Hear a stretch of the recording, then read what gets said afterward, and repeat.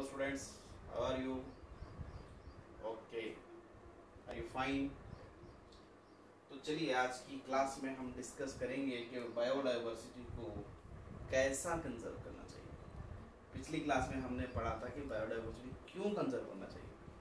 बताइए क्यों कंजर्व करना चाहिए? जी हाँ, वहाँ 3 वो रीज़न हैं जिसकी वजह से बायोलॉजिकल डाइवर्सिटी कंजर्व करे थे, और वो कौन से है? Narrow utilitarian argument, broad utilitarian argument and ethics utilitarian argument. Because of those 3 arguments we are going to conserve the biodiversity. And now today's class, how to conserve the biodiversity. Biodiversity can be conserved by 2 methods or 2 types. One is in situ conservation, इसको on site भी कहते हैं, और दूसरा होता है x cyto conservation, जिसको of site भी कहते हैं। ये 2 ही वो तरीके हैं जिसके ज़रिए से हम हमारी बायोडाइवर्सिटी को, हम हमारे नेचर को, हम हमारे इकोसिस्टम को, हम हमारे अर्थ को बचा सकते हैं। नेक्स्ट, तो यही वो 2 टाइप के मेथड्स है बायोडाइवर्सिटी को कंजर्व करने के लिए। चलिए आगे बढ़ेंगे। ओके, तो first method to conserve the biodiversity, जिसका नाम है इन साइटो कंजर्वेशन, या उसको हम बोलेंगे ऑन साइट कंजर्वेशन ऑल्सो। ये कंजर्वेशन कैसा है बोले तो, जहाँ प्लांट्स और एनिमल्स होते हैं उनको वहीं पर कंजर्व कर देना। फॉर एग्जांपल, एक बड़ा सा जंगल है, उस जंगल में बहुत सारे प्लांट्स एनिमल्स हैं, तो उसको बाहर से बाउंड्री डाल देना, तो ना ही उसके अंदर कोई अंदर जा सके, ना अंदर वाला कोई बाहर आ सके। तो वो जो भी है वहाँ प्लांट्स एनिमल्स, वो उतने पे ही रुक जाने को कहते हैं, क्या कहते हैं? इन साइटो कंजर्वेशन।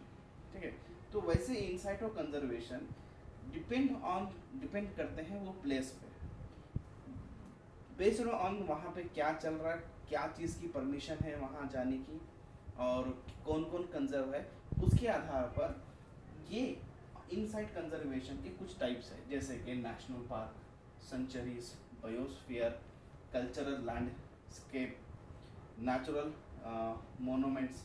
ये सारे क्या है, उनको वही जगह पर हम रोक देना। इन सब में एक टाइप का डिफरेंस भी होता है, वो हम नेक्स्ट देखेंगे। सो इंडिया के अंदर, इंडिया हैज़ 14 बायोस्फीयर रिजर्व है, 90 नेशनल पार्क्स है, 488 वाइल्ड लाइफ सेंचुरीज है। ठीक है, 448 वाइल्ड लाइफ सेंचुरीज है। ओके, ये आपको लिख लेना है, ये हेडिंग डाल के, ये 2-3-4 लाइन लिखना है। नेक्स्ट, हाँ, strictly reserved for welfare of wild life, where private ownership, cultivation, grazing are prohibited, उसे हम कहते हैं नेशनल पार्क। तो बच्चों, नेशनल पार्क मतलब तुम्हारा एक घूमने वाला पार्क नहीं होता, ये वो पार्क होता है जो बड़ा सा जंगल होता है, जिसके अंदर स्ट्रिक्टली वो बनाया जाता है सिर्फ और सिर्फ welfare of the wild life. Welfare को तो गुड, अच्छा, वाइल्ड लाइफ की बेहतरी के लिए बनाया हुआ होता है, जिसके अंदर प्राइवेट ओनरशिप नहीं होती। कोई जाके मैं इसमें खेती कर दूँ, मैं इसमें प्लॉटिंग कर दूँ, ऐसा नहीं चलता। ठीक है, कल्टीवेशन नहीं को चलता, ग्रेजिंग लैंड हुआ, जाके मैं ग्रास भैंसों को, गोरों को चरा के लाता हूँ, ये सारे उसमें बंद होते हैं। उस जगह को हम बोलेंगे नेशनल पार्क। एक एग्जांपल है नेशनल पार्क का, यहाँ पे क्या नाम है, ये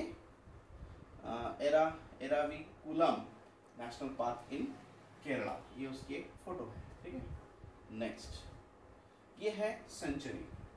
इन साइटो कंजर्वेशन में नेशनल पार्क एक टाइप, और दूसरा टाइप कौन सा है? सेंचुरी। अब सेंचुरी में क्या होता है, let us see here, protection is given only to the animal. हाँ, सेंचुरीज में protection given only to the animal, point to be noted it is. Okay, collection of timber, लकड़ियां काट के लाना, minor forest product and private ownership are allowed so long as they do not harm the animals। हाँ, तो ये वो जगह होती है जिसके अंदर प्रोटेक्शन सिर्फ एनिमल्स को दिया जाता है।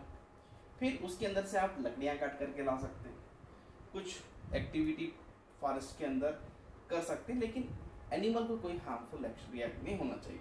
वैसी जगह को हम क्या बोलेंगे, सेंचुरी। ठीक है, यहाँ पर एक एग्जाम्पल भी लिखाया है, Periyar wild life sanctuary in Kerala.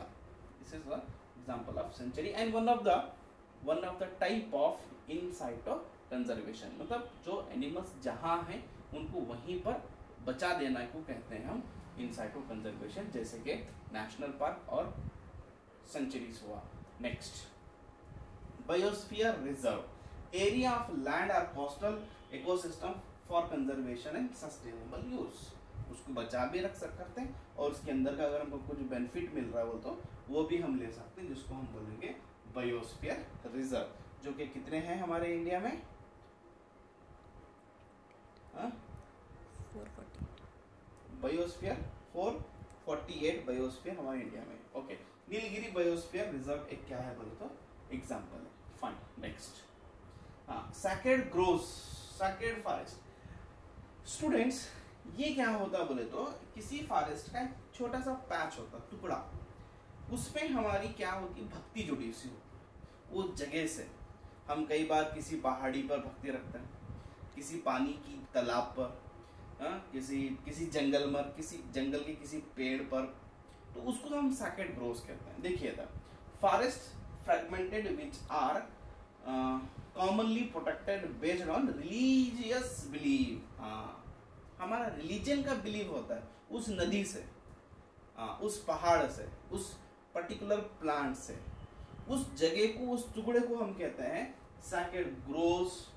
Sacred groves पे एग्जाम में क्वेश्चन आता है, what do you mean sacred groves बोल के, तो आप यहाँ से यहाँ तक लिख देना चाहिए फॉर 1 और 2 मार्क्स के लिए। ठीक है, तो सैक्रेड ग्रोव्स क्या होते हैं, एक पर्टिकुलर जगह होती है जहाँ हमारा रिलीजन, जिसका जो भी रिलीजन है वो रिलीजन का उसकी भक्ति होती है, श्रद्धा होती है, उसके अनुसार उसको उन्हें क्या करता है, प्रोटेक्शन देता है। So hence sacred groves is also one of the in situ conservation में आता है। हमारी नेचर, प्रकृति बची हुई है क्योंकि बोलो तो उसके साथ हमारी श्रद्धा जुड़ी सो है, उसके साथ हमारी भक्ति जुड़ी सो है, इसलिए हम उसको बचा के रखें, और वैसी जगह को हम बोलेंगे सैक्रेड ग्रोव्स। ठीक है, यहाँ कुछ एग्जाम्पल है सैक्रेड ग्रोव्स के, आप देख सकते हैं, क्या लिख लीजिए। ठीक है, ये लास्ट, हाँ, okay fine. So with this today's class we have completed. In our next class, I think that will be the last class of this chapter. Thank you everyone for watching my video, all of you students. Thank you.